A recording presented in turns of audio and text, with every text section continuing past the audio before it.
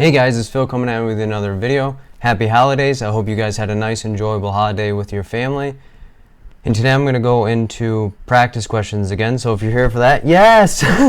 We are back with that. And yeah, before I get into anything, I just want to say congratulations to the people that passed their exams this past week since the last video that I did. So they are Kim, Lindsay, Deb, Misty, Shamika, Alberto, Danielle, Alice, Jocelyn, and Rebecca.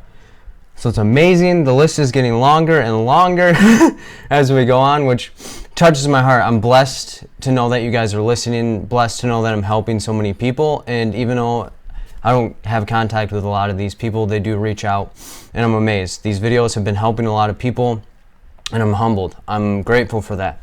So with that, I just want to say it's okay if you need to take a break during the holidays to not study. Be with your family. We oftentimes get too jaded and get too pushed and pressed to want to do things during the holidays, myself included. Like, I was doing tutoring sessions, but at a point in time I was like, Phil, you need to slow down. You need to remember why you're doing this. So it's okay to do the same. We have New Year's coming up, guys. You guys don't have to throttle down. You don't have to study this whole time. It's okay to take a little bit of a break, give you guys some grace, because let's say you take a break and then you come back and you're sharper than ever. It was worth it then. You don't need to keep beating your guys' self down to get this stuff down. This is, like I said in my last video, this is your guys' journey. This is your study prep. So don't feel pressured by anyone or anything. And let's say you failed the test before. View it as its own independent, try. You don't have to feel like, oh my gosh, this is my third attempt going into the exam. Holy crap, I've already lost 3 times. Each attempt is different. Each test is different. So let's say you got a 96 on this one time and you need a 98. Let's say you got a 95 on this and you need a 103. Let's say you got 102, you needed 106. They're all independent, so view them as independent, as well as just take what you can from that experience. Maybe it wasn't your time to pass the exam, or those type of questions that you just did weren't for you, or maybe you didn't understand them as well as maybe the next time. So give yourself that grace as well, and know that this exam doesn't define who you are or how good of a social worker you are. I've met some really, really great people that didn't pass their exam, and I've met some people that maybe need a little more supervision that passed it on the first time. This is all about getting comfortable and confident in your abilities, because you guys are all powerful in your own rights and have strengths that I don't even possess, and I have strengths that you guys may not possess, and that's okay. It's just who we are, and we need to remember that. These are all things that we would tell our clients, so we need to remember to take our own doses. And those are just things that people were asking me about, and I just felt that I needed to address them with everybody, because you guys aren't alone in this. If you're feeling in some type of way, somebody out there is also probably feeling the same way. So it's okay to own it, and it's okay. I take losses all the time. I'm not perfect. No one's perfect, but it's okay to be able to say, yes, I took a loss. What can I take from it to make it a gain in the future? But with that being said, let's get into these questions, guys. And if you guys do have any reflections or anything like that you'd want me to go over in my next video, feel free to get that going. So I do offer private tutoring, so if you guys are interested, do send me an email. I did have a little bit of a delay in my last little bit of time because it was the holidays and I wanted to take that time with my family. So that was no disrespect or anything like that. I just wanted to spend a little bit of time, but I did get back to everybody. And I also am doing a study group. The next study group that I'm doing is on January 6th from 7 to 9 p.m. Eastern time. I'm taking the next Sunday off because I'm going to New York. But yeah, this study group was the biggest group that I did last time. So if you're interested, do reach out, and I will try to get as many people in the study group as I possibly can.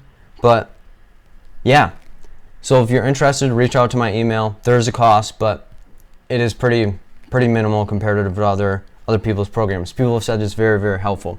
But with that being said, I'm going to go over the questions now. And the little acronym box is not present on these first couple because they're not acronym questions. So I didn't want to confuse anybody with that by having it next to it. So let's get into this. A social worker at an outpatient clinic is completing an intake assessment with a 35-year-old male who reports coming upon request of his friend. The male reports finding it difficult to form relationships with others, yet will have periods of loneliness. He reports that he has urges to reach out to people, but from previous experiences of them not being able to hang out, he fears being rejected again. He reports only engaging in activities that he feels good at because he does not want anyone to think he is stupid. The client reports that this way for as long as he can remember, which has gotten worse within the past year.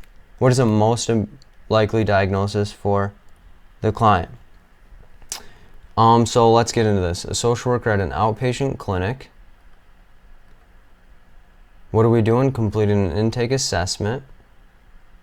35-year-old male is the person of interest. He's coming upon request of the friend. Difficult to form relationships with others and will have periods of loneliness. He has urges to reach out to people, but from previous experiences, fears being rejected. So we can highlight all that, but I think the most important thing is that he has a fear of rejection. Only engaged in activities that he feels that he's good at because he doesn't want people to think that he's stupid, and reported feeling this way for as long as he can remember. It has gotten worse in the last year. So with that, let's look at the answer choices that we have in front of us. Generalized anxiety disorder, remember 6 months or more. Major depressive disorder, 2 weeks or longer. Yet, and then avoidant personality disorder and paranoid personality disorder. Person is over the age of 18.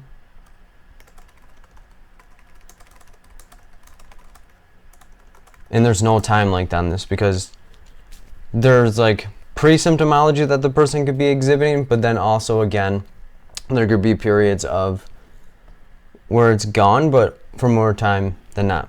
So with that being said, there's anxiety in here, but it's not really generalized anxiety disorder because the person more or less is having social type induced anxiety rather than anxiety about many different things over long periods of time or about many different things and not being able to slow themselves down. So generalized anxiety disorder is out.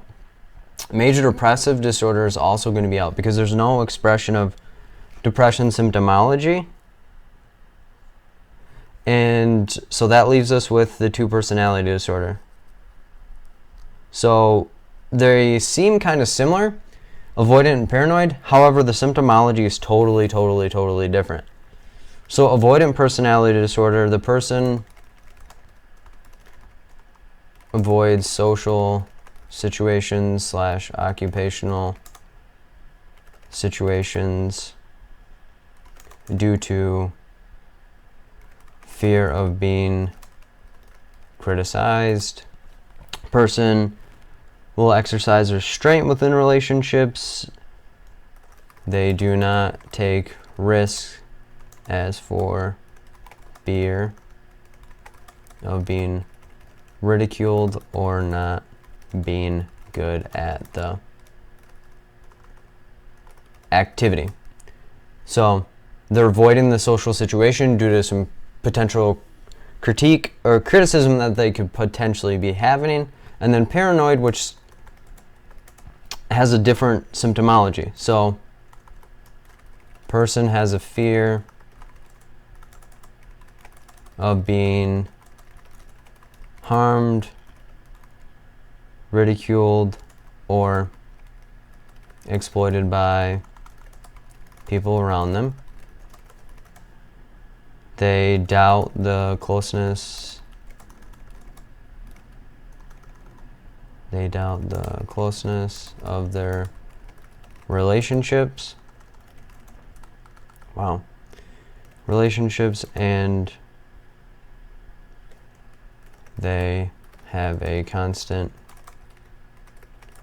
fear of being criticized.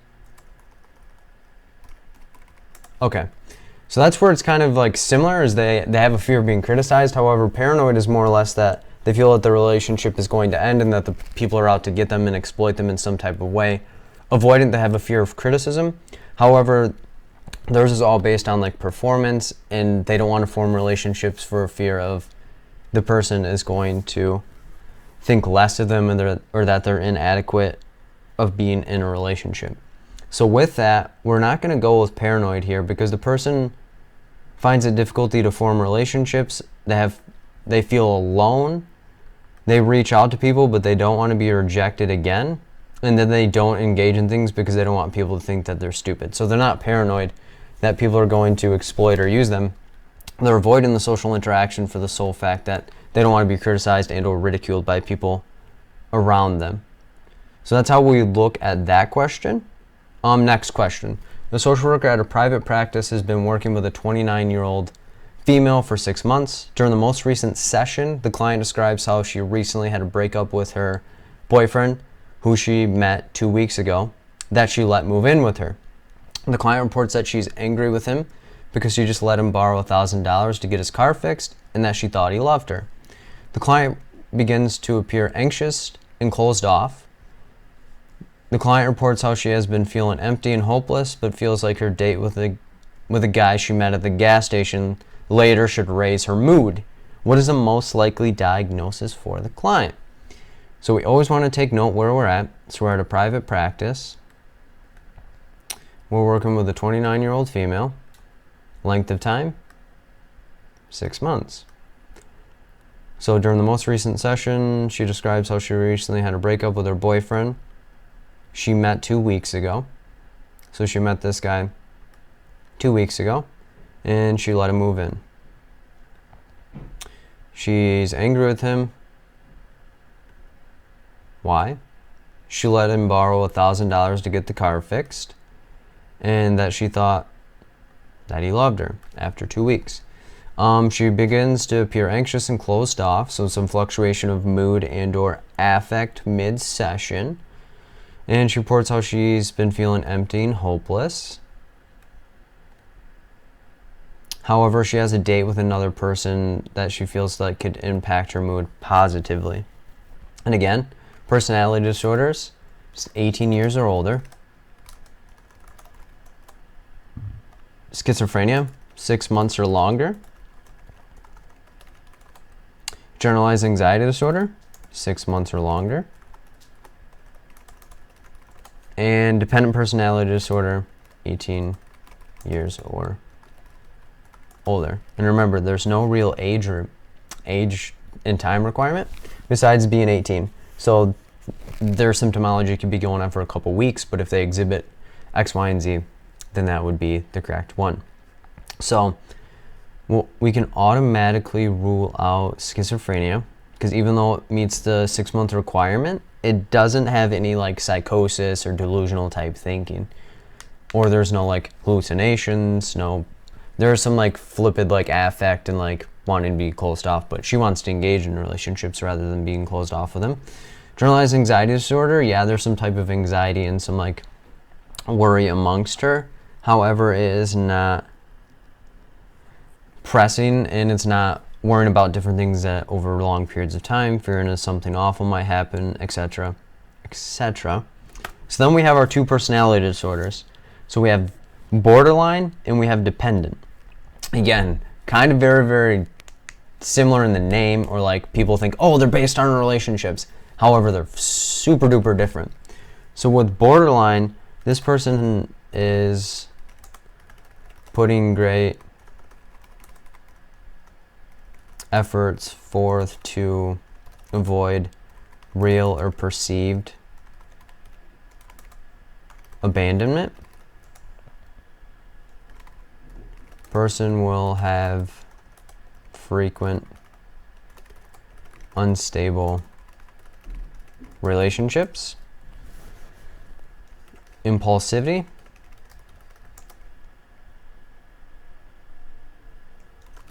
Engagement in behaviors that can be risky or self-damaging. Unstable mood. and excessive anger. So that is with somebody with borderline. They're going to be engaging in a lot of relationships over short periods of time. They're going to fall quicker than they normally would. Excessive anger, feeling connected to people, however, feeling like lonely and empty as well.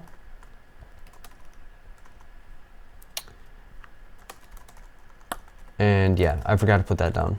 Lonely and empty feelings. And then dependent personality disorder. This is where the person is going to need reassurance for decisions they make, difficulty taking an initiative, forgetting letters. Difficulty taking action on their own. Need for someone to constantly be around them, and avoids arguments / disagreements for fear of losing the relationship. And I will move this entire question down so that way it's on the same page. Okay, so to go back to the question, we have somebody that got into a relationship and let someone move in 2 weeks ago.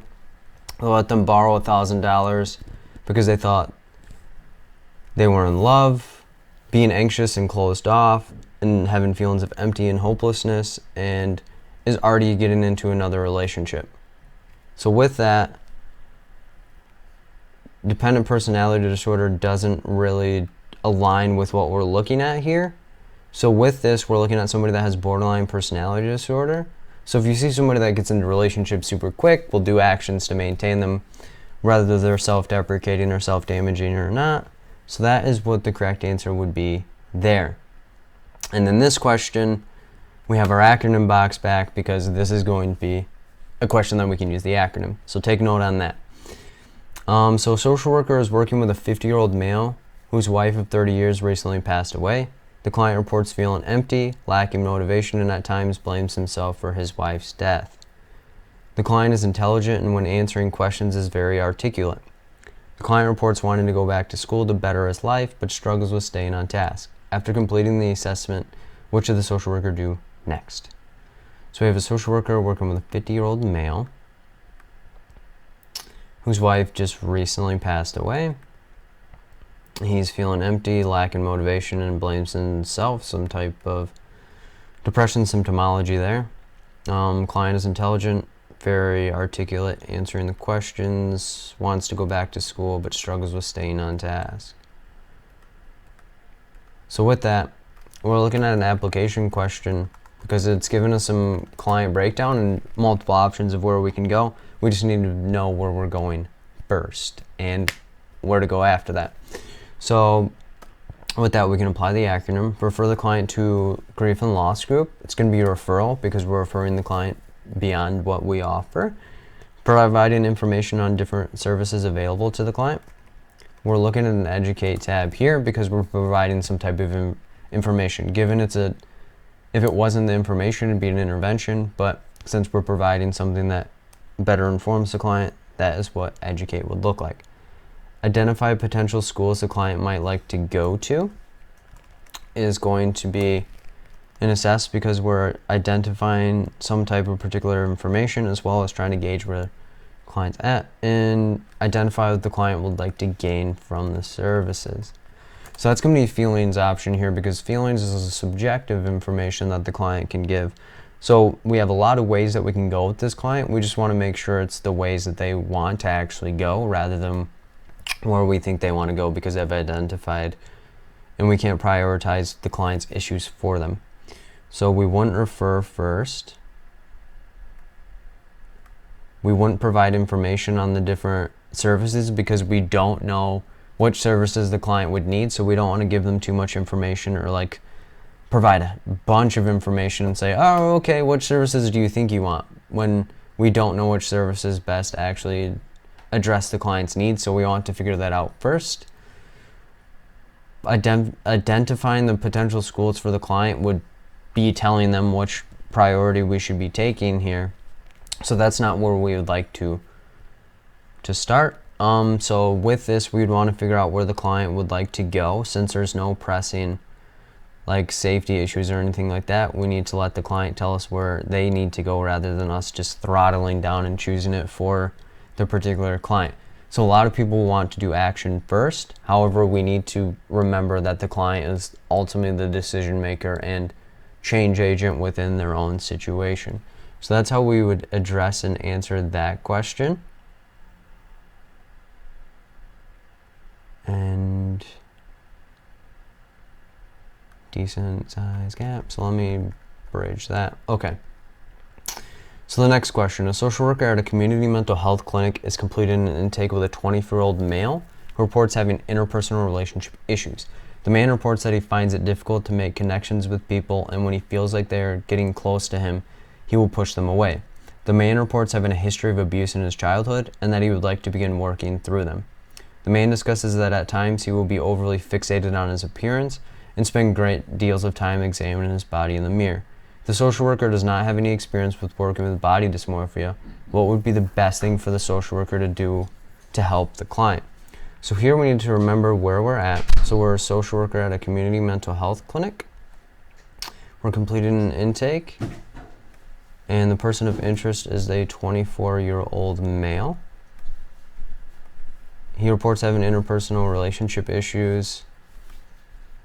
He reports that he finds it difficult to make connections with people and feels like when people get close to him, he wants to push them away. Okay. He reports having a history of abuse in childhood, which could make the connection of why he doesn't want a whole lot of people into his life. He would like to begin working through them. So that's where the client would like to go. The man discloses that at times he'll be overly fixated and spend great deals of time examining his body in the mirror, which is definitely right up the alley of body dysmorphia. So with that, the key thing is the social worker does not have any experience with that. So let's see what we need to do here. So with that, this would be application style question because it gives us the client breakdown, gives us a lot of layers that we need to peel back and figure out what we need to do. So with that, gather information on when the man's trauma began. Work with the client to identify positive strategies to improve his self-esteem. C, provide information on trauma treatment and allow for the client to be informed on what his treatment will look like. D, refer the client to someone who could better treat all of his needs. So with that, gather information is going to be assessed. So we would be assessing something where the client's trauma began. Work with the client to identify positive strategies to improve his self-esteem. So that is going to be intervening because we're going to be doing something to provoke change within the client's situation or help him provoke change. Provide information on trauma treatment and allow for the client to be informed. So that would be educate. So educating would be providing him the information so that way he can make a more informed decision.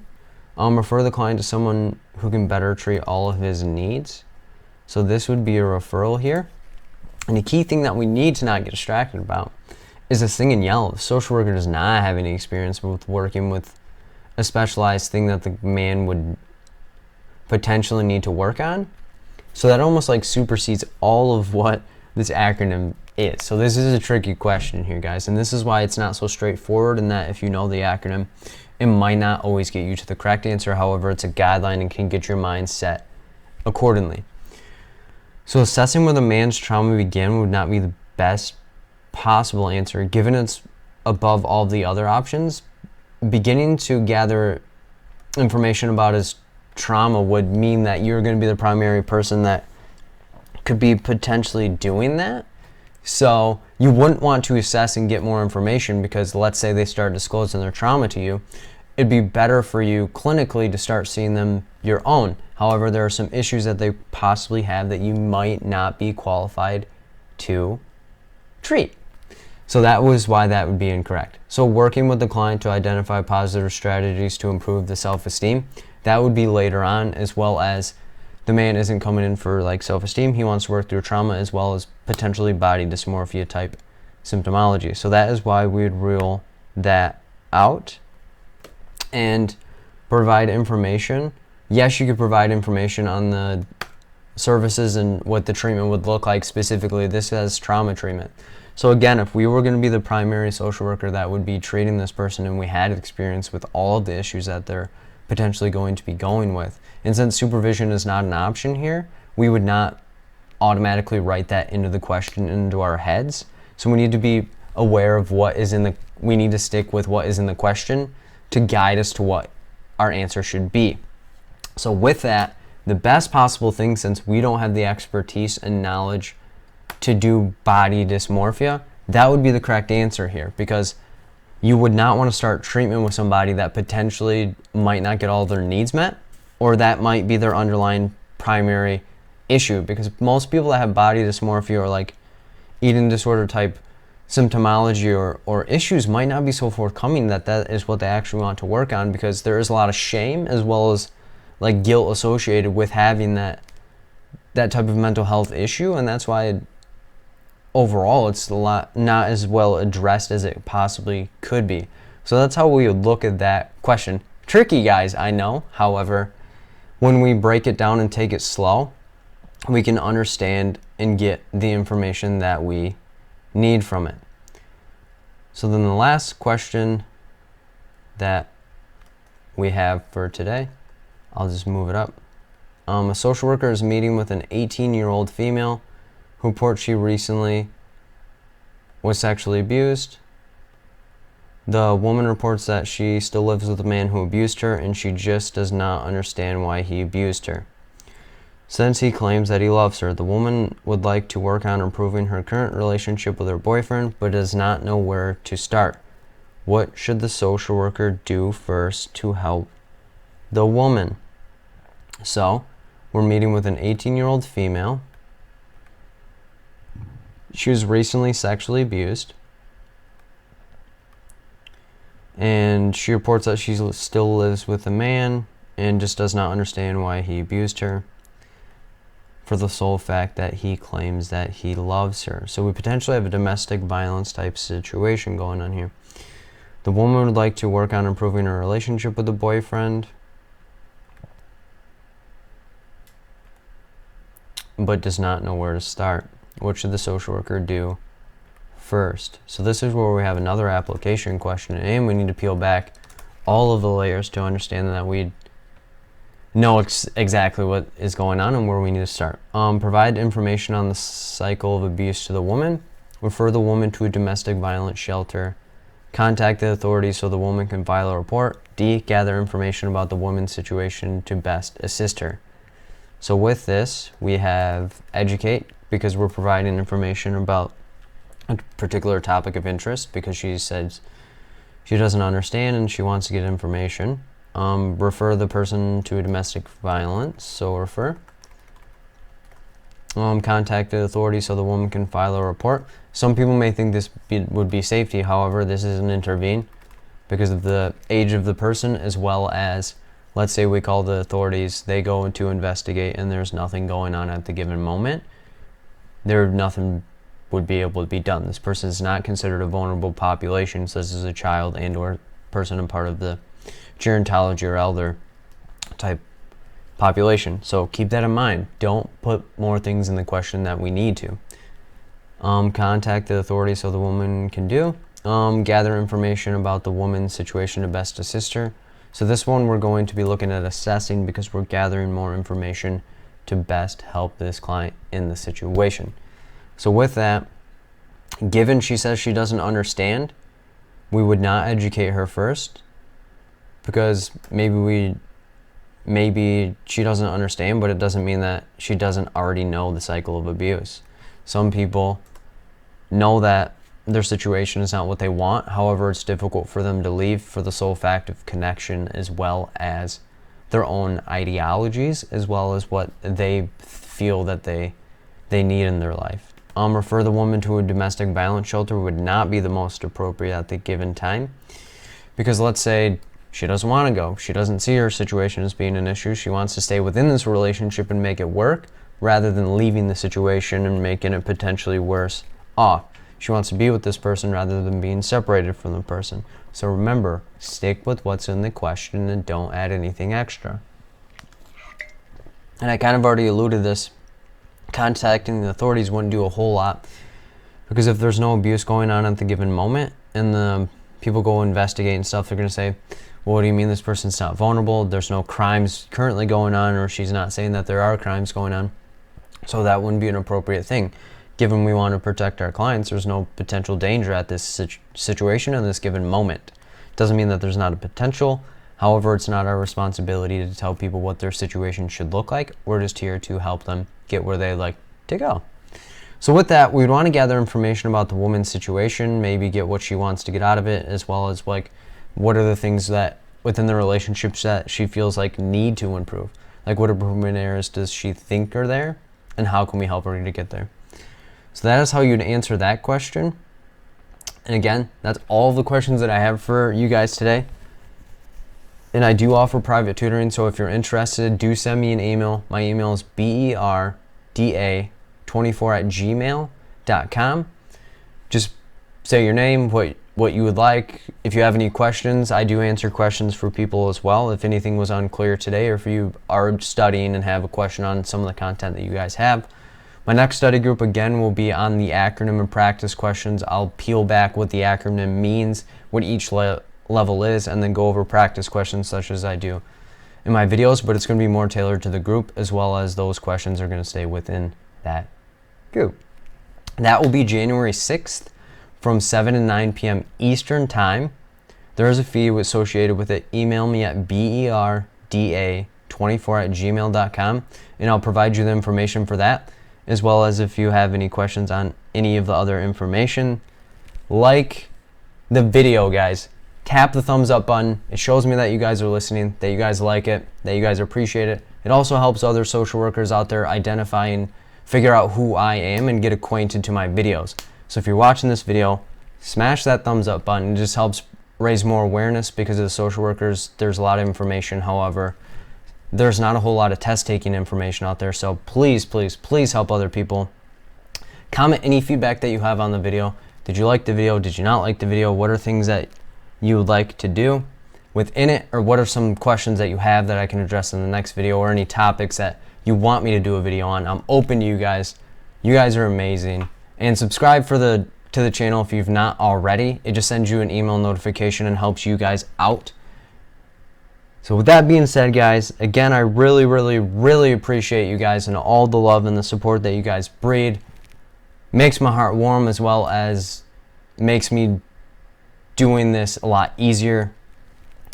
My challenge to you guys last week was to do something nice for someone else to help breed that awareness. My challenge to you this week is to take a break and take it easy on yourself. Reflect on all of the studying that you have done and all of the stuff that you already know, because you're probably farther ahead than you guys are giving yourself credit to. This exam does not equate to who you actually are. You are more powerful than you give you guys credit to. With that, I love you guys, and I'll see you guys in the next video. Take care, spend time with yourself as well as your family, and have a nice holiday. Take care, guys.